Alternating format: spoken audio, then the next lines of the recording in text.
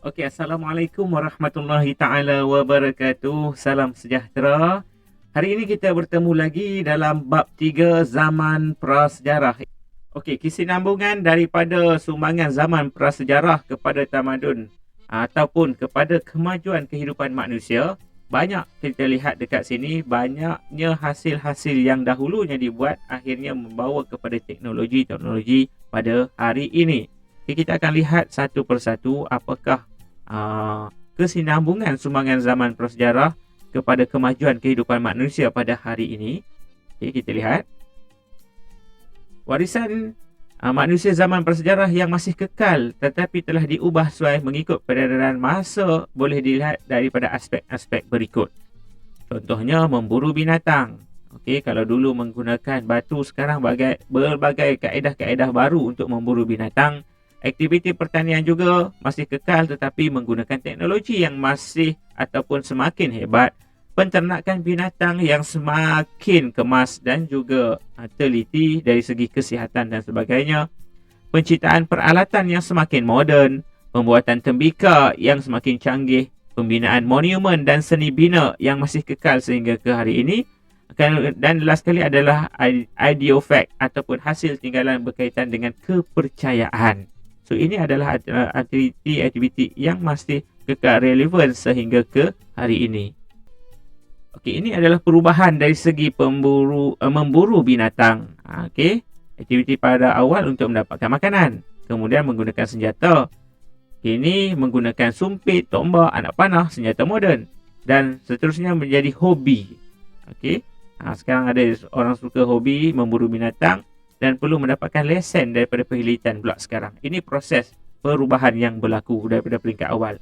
Dulu boleh je nak pergi memburu, tak kira masa, boleh je memburu mana-mana haiwan, tetapi sekarang tidak perlu dapat lesen. Ada haiwan yang sudah tidak boleh diburu kerana diancam kepupusan dan sebagainya. Pertanian pula. Okey, mula zaman Neolitik ada pertanian. Okey, mereka tanam padi, gandum, barley. Okey, menjadi sumber makanan pada peringkat itu. Tetapi sekarang pertanian telah dikomersialkan sebab perlukan pertanian itu bukan untuk sara diri lagi tetapi untuk menampung keperluan kehidupan kita. Malah kita terpaksa komersialkan pertanian untuk memastikan dia mencukupi untuk sumber makanan bagi manusia yang semakin bertambah pada zaman sekarang ini. Dan banyaknya teknologi yang telah digunakan pertanian komersial ini adalah menggunakan mesin-mesin yang hebat-hebat. Okey, sudah tidak lagi menggunakan alatan-alatan tangan. Peternakan binatang pula. Okey, mereka pada peringkat awalnya adalah untuk memenuhi keperluan makanan mereka sendiri. Peternakan juga adalah untuk mereka sendiri, tetapi sekarang dah berubah kepada komersial. Malah pada sekarang ini pertanian ini juga biasanya adalah untuk diimport ataupun dieksport. Dieksport ke luar negara bagi menampung permintaan di peringkat dunia. Malah ada juga mereka memberi sumber tenusu ataupun daging kepada negara-negara tertentu. Peralatan pula, kalau kita lihat penciptaan peralatan, juga berlakunya evolusi ataupun inovasi. Peringkat awal hanya guna batu, kayu, tulang. Kemudian gunakan logam-logam, acuan. Kemudian menggunakan kapak, cangkul. Tetapi kini mesin-mesin dan jentera-jentera yang besar-besar dan juga yang lebih produktif telah digunakan. Okey. Seterusnya pula,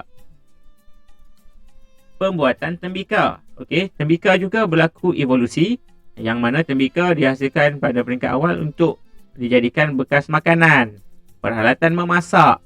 Kemudian tembika-tembika ini dijadikan barang dagangan utama dan ada juga diberikan hadiah-hadiah. Tetapi pada sekarang ini contoh tembika di kawasan Kuala Kangsar masih lagi ada sebagai industri labu sayung, tetapi dijadikan sebagai bahan cenderamata bahan-bahan mewah dan sebagainya. Monumen pula.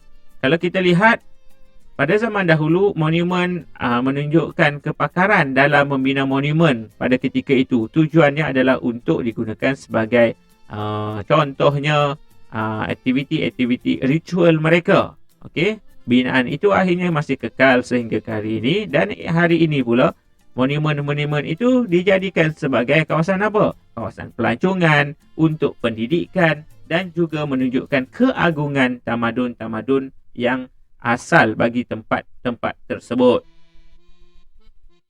Artifact pula. Manusia zaman prasejarah mempercayai konsep kehidupan selepas mati. Mereka menghormati mayat. Kemudian zaman prasejarah dikebumikan dengan pelbagai peralatan atau bahan-bahan makanan. Kemudian berubah, contohnya penemuan tengkorak di Gua Cha, Kelantan menunjukkan mayat diletakkan di atas bantal batu. Sehingga kini manusia masih mengamalkan penghormatan terhadap mayat mengikut kepercayaan dan agama masing-masing. Okey, so maksudnya ini adalah kesinambungan daripada zaman prasejarah dan kekal sehingga sekarang.